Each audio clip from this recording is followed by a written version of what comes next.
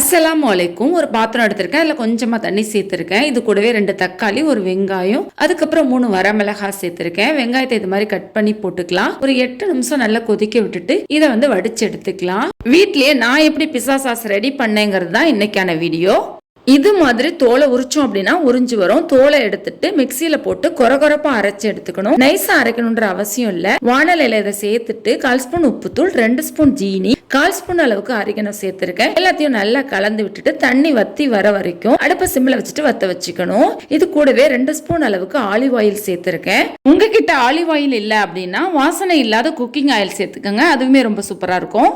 Sauce நல்லா சுண்டி சைனிங்கா வரும். இதுதான் சரியான பதம். இந்த பதத்துல அடுப்பு ஆஃப் பண்ணிட்டு ஆற விட்டுட்டு போலுக்கு மாத்திக்கலாம். நான் 2 பீஸாக்கான சாஸ் தான் ரெடி பண்ணிருக்கேன். பல்கா கூட செஞ்சு ஃப்ரிட்ஜ்ல ஸ்டோர் பண்ணி வச்சுக்கலாம். இந்த சாஸ் ரொம்ப ரொம்ப டேஸ்டா இருக்கும். பீஸாக்கு கூடுதலான டேஸ்ட் கொடுக்கறதே இந்த சாஸ் தான். கண்டிப்பா நீங்களும் ட்ரை பண்ணி பாருங்க.